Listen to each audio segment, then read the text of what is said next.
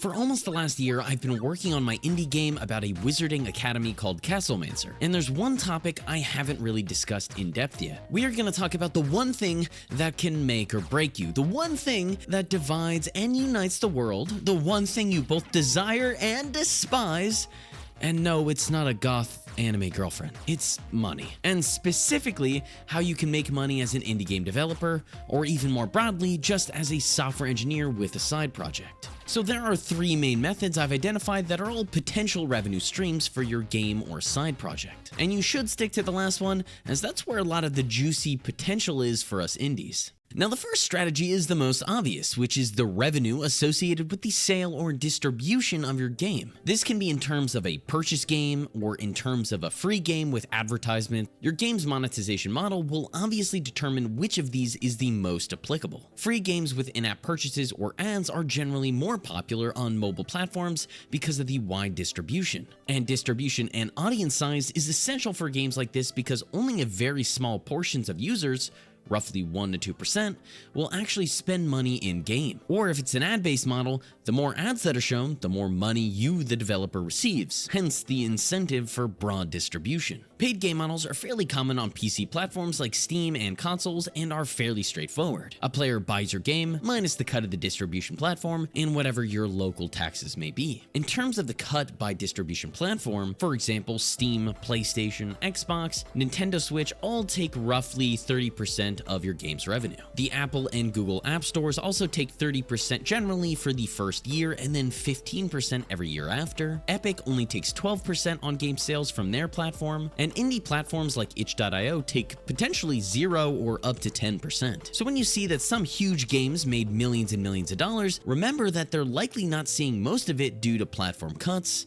taxes, and even refunds. So with this model, how much do indie developers generally make? According to Kavuru Games from March 2023, roughly 50% of indie games on Steam make under $4,000. 25% make between $10,000 and $25,000, 14% make between $50,000 and $100,000, 10% make over $200,000, and 1% make over $7 million.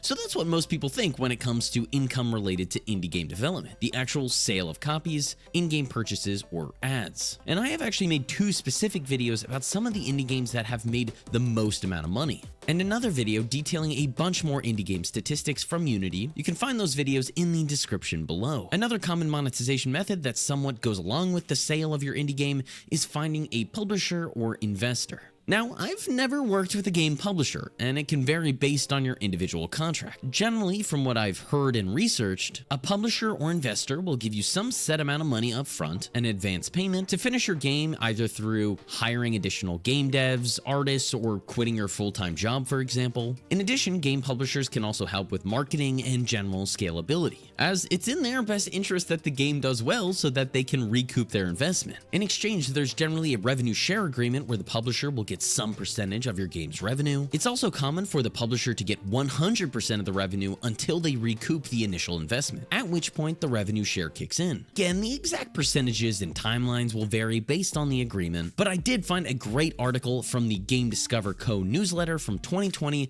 that was quoting Kellen Voyer, who did a GDC talk on game publishers after analyzing 30 publishing agreements for non-mobile indie games. Here's what they said. The average advance to fund a game is $318,000, including both advance and non-advance deals. Counting only deals with an advance, the average amount is $460,000. The lowest advance was $100,000 and the highest $2 million. 18% of the agreements had no advance, likely due to higher revenue share. 42% of deals require advances to be recouped before developers see a single dollar. 58% see the advance recouped while both the developer and publisher receive revenue share. The average revenue split sees developers taking 60%, publishers taking 40%. That jumps up to 71% to devs in the case of no advance deals, often seen in deals with nearly finished games that only need marketing support and the like. You can find that article linked in the description below. And if you're more curious about game publishers, I highly suggest checking out Thomas Brush's videos,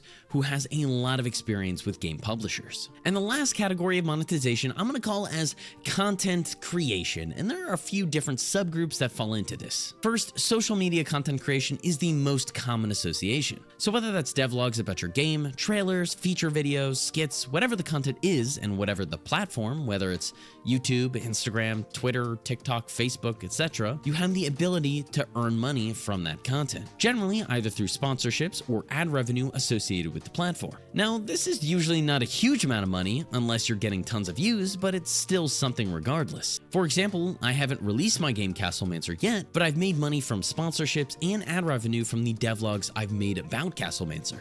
Now, I've mentioned this before, but content creation, specifically video editing and production, can take a lot of time. So if you're a solo dev like me, it can be really difficult to balance the video production and game development at the same time. Another form of content creation is licensing and products. Now, generally, this requires your game to already be a success or recognizable. But when you're an indie game studio, you might as well try everything. You can create shirts, stickers, posters, stuffed animals, whatever the product is with your game's logo, characters from your game, some other types of branding, and that can open up a new revenue stream as well as being an indirect marketing funnel. I mean, think about how much Stardew Valley merchandise is actually out there. Again, for this to realistically be a huge success, it helps if your game is already doing well, but you can also do it as a reward for pre-purchasing or Patreon and Kickstarter support. Now, I'm not sponsored or associated with this platform, but I've played around with Teespring, which seems decent for trying to create different physical products with custom art without having to buy a bunch of inventory up front, and it's also free to use if that sounds interesting to you. And lastly, another form of content creation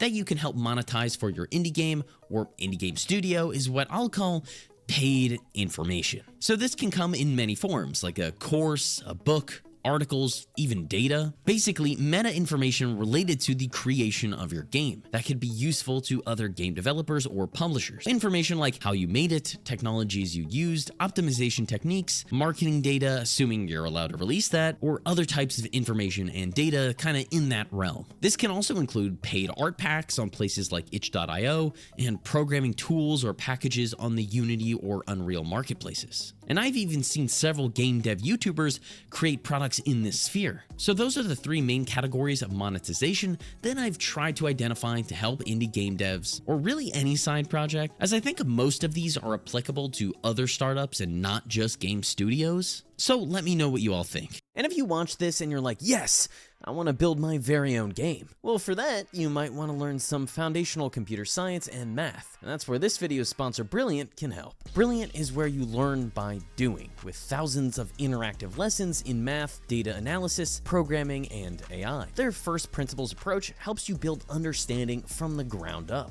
Each lesson is filled with hands-on problem solving that lets you play with the concepts. Brilliant helps build your critical thinking skills through problem solving and not memorization. So while you're building real knowledge on specific topics, you'll also be becoming a better thinker. And Brilliant helps you build this knowledge in just minutes a day, with fun lessons you can do whenever you have the time. Also, Brilliant's growing number of programming courses would definitely help in your game development journey. To try everything Brilliant has to offer for free for a full 30 days, visit brilliant.org/biteofmichael or click on the link in the description below. You'll also get 20% off an annual premium subscription. Thank you to Brilliant for supporting the channel. Thank you all for watching. If you like tech, computer science, game development, productivity, any sort of that stuff, consider subscribing. We do a bad British accent at the end of every video. That's all from me, and hopefully I see you in another one. Bye-bye.